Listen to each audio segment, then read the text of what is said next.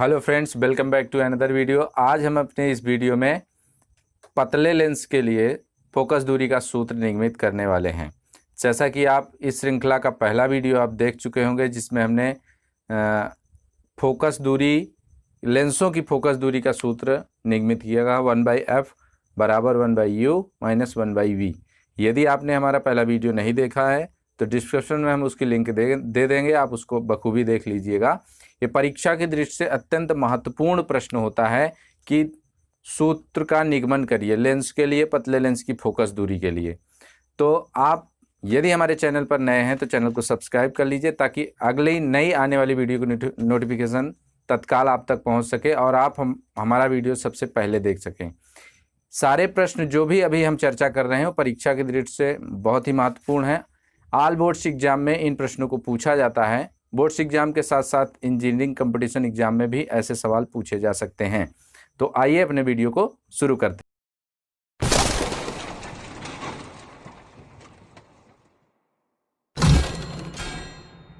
हैं। जैसा कि आप देख पा रहे होंगे, पतले लेंस का सूत्र मैंने बोर्ड पे पहले से ही लिख रखा है, आपको समझाने का प्रयास करते हैं, बहुत ही इजी तरीके से समझ में आएगा। 1/f equal n-1 into 1/r1 minus 1/r2, इतना आपको लाना है हल करके पतले लेंस के लिए। तो आइए हम देखते हैं। पहले एक आप फिगर बना लीजिए। फिगर अगर आपको बखूबी समझ में आया है तो पूरा का पूरा आपको पैटर्न समझ में आ जाएगा। फिगर में हमने दिखाया है एक लेंस, हमने उत्तल लेंस लिया है जिसकी दो वक्रता त्रिज्याएं हैं। यदि दो उभयतल हैं तो दो वक्रता त्रिज्याएं होंगी, आप जानते हैं। ये बाईं तरफ R1 है वक्रता त्रिज्या, दाईं तरफ R2 वक्रता त्रिज्या है। लेंस की मोटाई T है, जो हमने यहाँ पर दिखाया हुआ है, देखिए ये T लिखा हुआ है, लेंस की मोटाई T है। लेंस के जो पहला उभयतल है उसको हम उसके ध्रुव को P1 मान रहे हैं, जो दूसरा उभयतल है उसको P2 मान रहे हैं। लेंस से कुछ दूरी पर एक O बिंब लिया गया है, अर्थात वस्तु आपने रखा है यहाँ पर।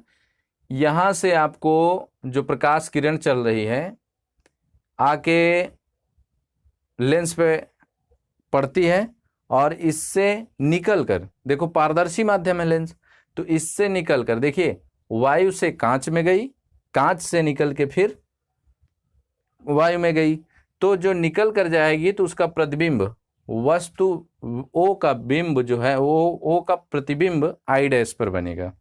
हमने यहाँ लिख रखा है, आप देखिए, माना एक पतला लेंस L है। हमने एक लेंस लिया पतला लेंस L, वायु में रखा है, जिसका ANG का मतलब क्या है? ANG आप जानते होंगे, A का मतलब है एयर, G का मतलब है ग्लास, A का मतलब एयर, G का मतलब ग्लास, N अपवर्तनांक है। तो हम लिख रहे हैं कि L वायु में रखा लेंस है और ANG यानी लेंस का अपवर्तनांक स्मॉल n है।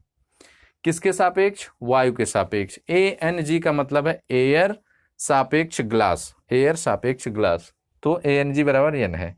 और लेंस की दोनों वक्रता त्रिज्याएं यानी R1 और R2, जैसा कि हमने बताया बाईं तरफ R1 दाईं तरफ R2 होता है, तथा मोटाई T, ये हमने डिनोट किया है, देख रहे होंगे मोटाई T है। वस्तु लेंस के ध्रुव P1 से U दूरी पर है, ध्रुव P1 से U दूरी पर है। देखो हमने ये दूरी दिखाई है, रेड पेन से हमने इसमें मार्क भी किया है एरो बना के, ये यहाँ तक की ये P1 है, यहाँ से यहाँ तक की दूरी जो है U है। फिर उसके बाद यहीं ध्रुव P1 से जो बिंब बना है उसकी दूरी V' है। कितनी है? V'। देखिए आप बोर्ड पे लिखा भी है, जो मैं यहाँ बोल रहा हूँ वही सेम चीज़ें बोर्ड पे लिखी हैं। आप कॉपी पेन के साथ तैयार रहिए, अन्यथा आप वीडियो पॉज करके देखिए, बखूबी समझ में आएगा। आइए अंत तक देखते हैं तो समझ में आता है। V' है, उसके बाद ध्रुव V' जो है इस लेंस के लिए बिंब का काम करेगा, अर्थात वस्तु कार्य करेगा, और इस वस्तु का फाइनल प्रतिबिंब, फाइनल इमेज इसकी जो है चित्र में देखें आप I पर बनी हुई है। तो इस I की ध्रुव P2 से दूरी जो है V है, ध्रुव P2 से दूरी V है, सिंगल V', अगले की थी P1 से, इसकी V है। अब आगे चलते हैं। का प्रतिबिंब देखो हमने लिखा है P1 से U दूरी पर रखी वस्तु O का प्रतिबिंब I' बनता है, ये हमने दिखाया है। जहां गोलीय पृष्ठ से अपवर्तन का सूत्र, इसको तो हमने आपको समझने के लिए लिखा था, वही अभी ANG-GNA वाला मैटर है। फिर यहाँ देखिए, जहां गोलीय पृष्ठ से अपवर्तन का सूत्र अगर आप पढ़े हैं तो देखिए, नहीं तो इस पे हम वीडियो बना देंगे, आप कमेंट बॉक्स में लिख दीजिएगा। यहाँ n/v माइनस 1/u बराबर n-1/r। सारे सिंबल का मतलब हम जान लें। n क्या है, आपको बताया गया अपवर्तनांक है। v क्या है, फाइनल प्रतिबिंब की दूरी है। u क्या है, वस्तु की दूरी है, बिंब की दूरी। और r क्या है, वक्रता त्रिज्या है। n क्या है, वही अपवर्तनांक है। तो फाइनल हो गया। अब देखते हैं यहाँ के बाद हम यहाँ से चलते हैं। यदि लिखा है साफ साफ, यदि I डैश की पृष्ठ के ध्रुव P1 से दूरी V डैश हो तो समीकरण 1 से, जैसा कि हम पहले बता चुके हैं, समीकरण 1 से, ये हमारा समीकरण 1 है। इससे क्या होता है कि जहां V है वहां V डैश आप लिख देंगे।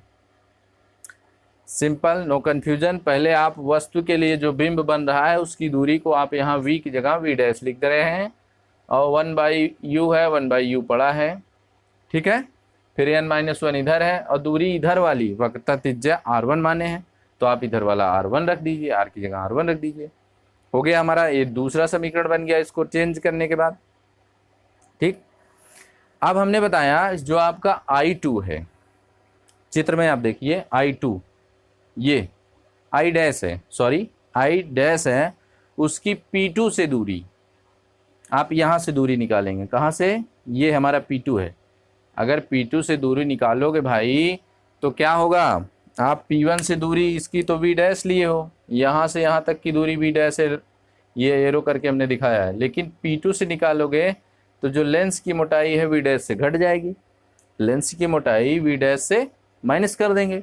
वही चीज़ हम यहाँ लिख रहे हैं कि V डैश माइनस T होगी P2 से दूरी। I डैश का अंतिम प्रतिबिंब I बनता है जिसकी P2 से दूरी V है। अब देखिए, जो आपका ये I डैश है, यहाँ मैंने लिखा नहीं है, मैं बोल रहा हूँ, सेम वर्ड टू वर्ड लिखिएगा। यदि आप किसी भी एग्जाम में सेम यही चीज़ें करके आते हैं तो आपको फुल मार्क्स मिलने वाला है। ध्यान से सुनिए, ये जो O वस्तु का प्रतिबिंब I डैश बना है, O वस्तु का प्रतिबिंब I डैश जो बना है, वो इधर वाली ध्रुव के लिए, इधर वाले फोकस के लिए बिंब का कार्य करेगा, अर्थात वस्तु बन जाएगा। ये I वस्तु बने गया तो इसका फाइनल प्रतिबिंब आके I पर बनेगा। वही चीज़ हम यहाँ लिखे हैं, अंतिम प्रतिबिंब I पर बनता है, फाइनल प्रतिबिंब फाइनली में जाके I पर बनती है, जिसकी P2 से दूरी V है, जिसकी P2 से दूरी V है। देखो हमने चित्र में दिखाया भी है, P2 से दूरी V है। तो समीकरण 2 से, इसी समीकरण ये जो लिखे हो अभी 2 नंबर से, क्या करेंगे आप, n तो n है, n को अब 1/n क्यों लिख दिए, इसका हल आप आगे देखेंगे। समीकरण इसी के अंतर्गत ये हमने दिखाया है, n इक्वल 1/n। प्रकाश से लेंस से वायु में, प्रकाश लेंस से वायु में जा रहा है, यानी कांच से वायु में जा रहा है। तो अभी आपने यहाँ क्या लिखा है, ANG, यानी एयर से ग्लास में के सापेक्ष ग्लास का अपवर्तनांक होता है ग्लास के सापेक्ष एयर के अपवर्तनांक का जस्ट अपोजिट, इसीलिए हमने इसको अपोजिट दिखाया है, यानी n की जगह 1/n लिखा है। तो आप देखिए, इधर से प्रकाश चला, वायु से ग्लास में गया, यानी लेंस में, अब लेंस से वायु में जा रहा है, तो यहाँ आपको n की जगह जो दूसरे समीकरण में था उसको 1/n लिखना पड़ेगा, और अंतिम प्रतिबिंब जो फाइनल था वो V पर बन रहा है, ये वाला, इसलिए हमने इसको V अकेले लिखा दूरी, और ये वाली दूरी U, जो अभी ये वाली दूरी हमारे लिए वस्तु का काम कर रही है, बिंब का, इसलिए हमने इस दूरी को क्या दिखाया है, V डैश माइनस T, यानी U की जगह V डैश माइनस T रखेंगे, 1/n-1 अपान 1/r2 समीकरण 3 बनता है। क्लियर हो गया समीकरण 3 तक। आगे बढ़े थोड़ा से, n से दोनों पक्षों के अंश में गुणा करने पर, अंश में गुणा करने पर, और t को उपेक्षणीय मानने पर, और t को उपेक्षणीय मानने पर, मतलब बहुत पतला लेंस है, क्योंकि हम पतले लेंस के लिए सूत्र का निगमन कर रहे हैं तो उसको उपेक्षणीय मान लेते हैं। तो यही समीकरण हमारा n से अगर आप यहाँ गुणा कर लेंगे, सपोज दैट यहाँ मैं बताना चाहता हूँ, देखो थोड़ा से लिखा है 1/n, अगर n से गुणा करेंगे तो n कैंसिल होके 1 अकेले बचेगा। तो आपने यहाँ गुणा किया तो 1 अकेले बचा। नीचे वाले में हमें कुछ नहीं करना है, अंश में हम छेड़खानी करेंगे, नीचे को सेम का सेम रहने दें। फिर n की जगह 1 की जगह इंटू n हो गया, इक्वल यहाँ करेंगे फिर 1 हो जाएगा, 1 की जगह n होगा अपान R2 हो गया,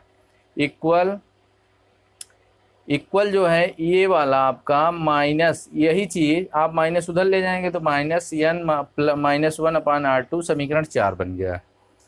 तो यहाँ तक क्लियर है। 4, आप समीकरण 2 और 4 को आप जोड़ दीजिए।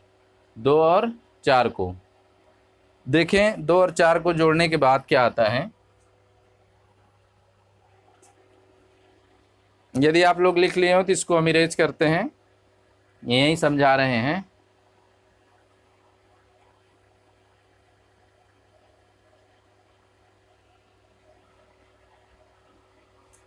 समीकरण 2 और 4 को ऐड करेंगे, ये 2 है ये 4 है, लिख लें पहले same to same, n/v dash -1/u equal n-1 upon R1, समीकरण 2 हो गया।